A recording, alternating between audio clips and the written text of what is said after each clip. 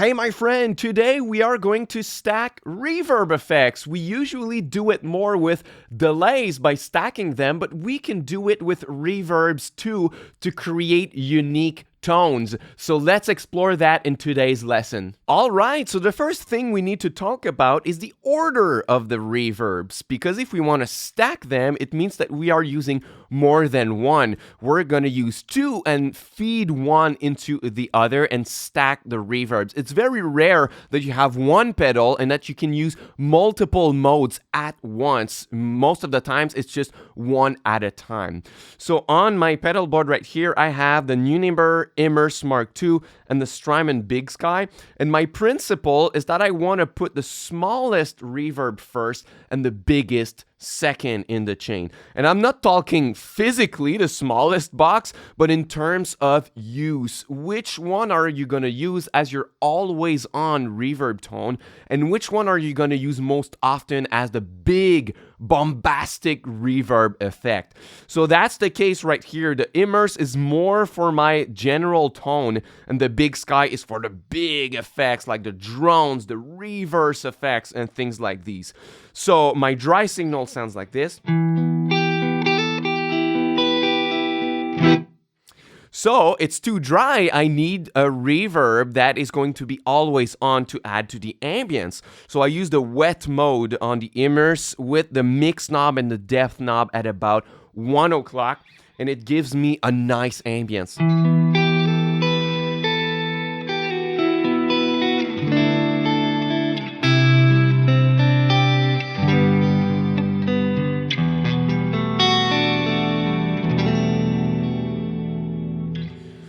So what you want out of an always on reverb is to keep it always on, and that's why I use it this way, because if I use a big bombastic effect on the Strymon Big Sky, let's say I'm gonna go to my drone patch that is 100% wet, it does not matter if my other reverb is on or not, because the reverb effect from the second pedal is so extreme that it's not even gonna show that the first one is on or not. So let's try it with the first reverb off.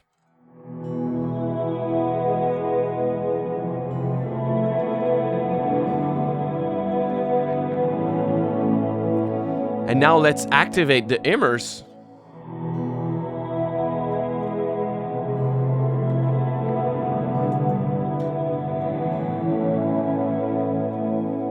It pretty much makes no difference whether this one is on or not, because this one is extreme. So that's what you want out of an always on reverb, is to keep it always on, and that works well this way. So the first way I stack reverbs is by design, by default, because I want to keep it always on. But if you want to go further, we can use some of the same principles that we've seen in the episode about stacking delays, which I made another one earlier this year. And the principle is simple. We're going to use contrasting types.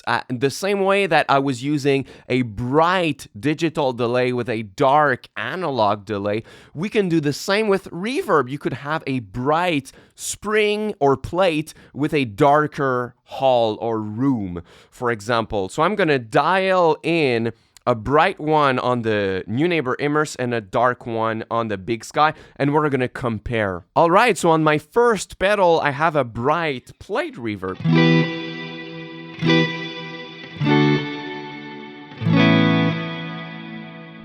So you hear the brightness piercing through it. And then on the Strymon Big Sky, the second one, I have a darker hull, right?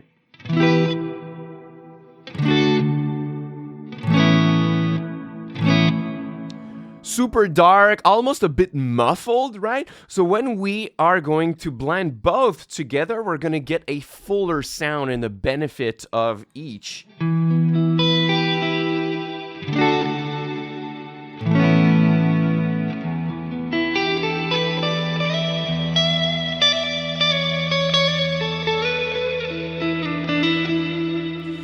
So the principle is that when we are stacking reverbs, we want it to matter. So if I remove one or the other, it's like we're going to lose something out of it. So if I remove the bright one, for example.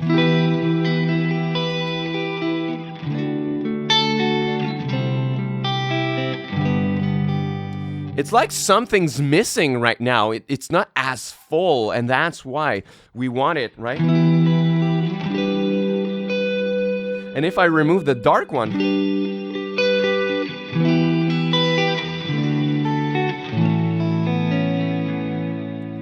we didn't lose as much, right? We perceive more the brightness most of the times compared to the low end, especially because the guitar is a mid-rangey instrument, but it still made a difference. That being said, if you have a reverb type and you put the tone knob in the middle, you're already going to have almost the best of both worlds, where it's going to be a well-balanced sound. So let's try it with my plate reverb.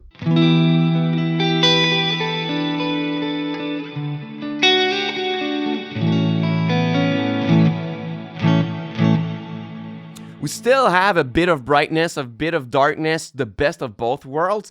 So when you want to stack them bright and dark, you really have to back off a little bit on the mix and depth, because if you just find and you test your pedals one at a time to find a tone that you like, then when you add both at the same time, it could be too much. It could get muddy and mask a little bit what you're playing. So for example, if I like the pedal at like 2 o'clock on the mix, for example, and I like my tone like this,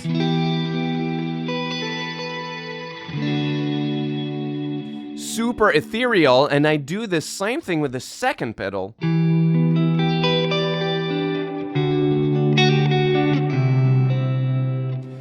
then when you're going to stack both, it's going to start masking what you're playing, and it's going to be too much.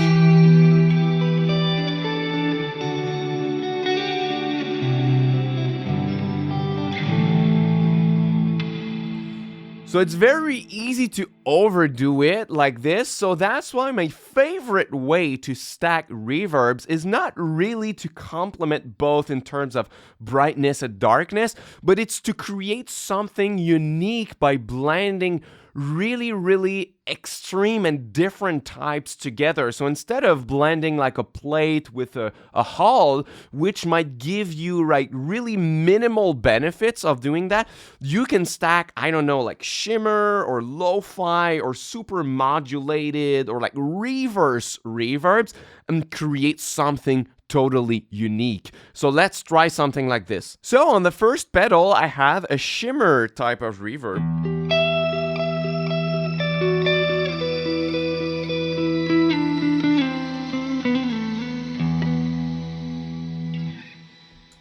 And on the second pedal, I have chosen a choir type of reverb where it adds a vowel into the sound. So it sounds like this. Do you hear that it's adding a ah, right? If I remove it.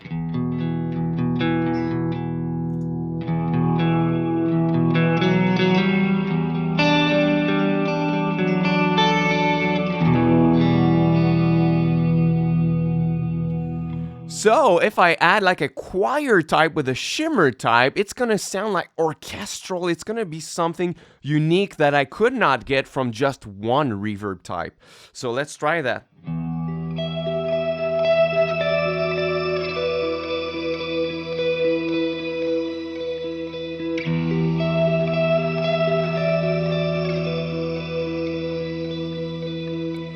And like I said, you should not go overboard with the mix knob. For me, it was a little bit too much. It started masking what I was playing a little bit. So I'm going to back off on the mix knob. So now it should sound cleaner.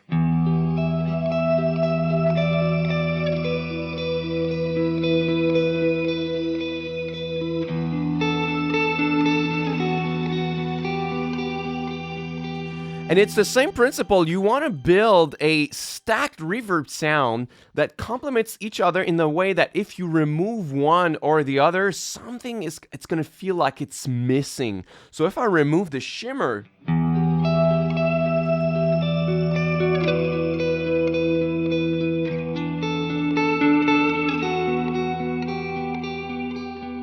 and the opposite is going to be true if I remove the choir reverb.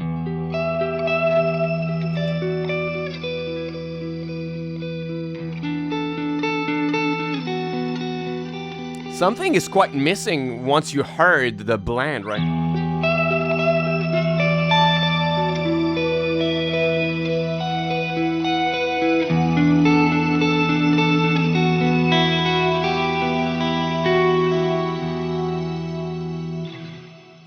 Let's try another combination just for fun. So now I have a super modulated reverb with my first one.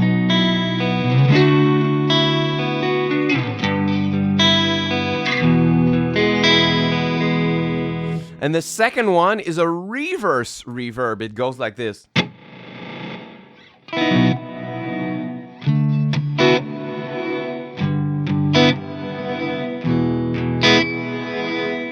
Nice, and when I put both together, it's a really unique modulated reversed sound.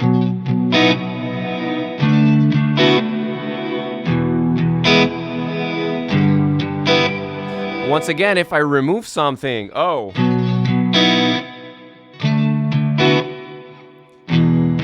The effect is missing, but if I remove the modulated too, it sounds a little bit stale.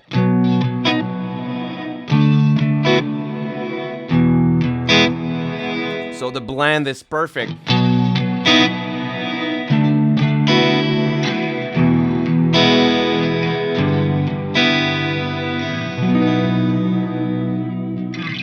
So you can really get creative right here, right? Blend reverse and lo-fi and shimmer and stuff like this to create something totally new depending what you have available on your reverb pedal. So that's how I stack reverbs. I keep my always on and my big bombastic effects together.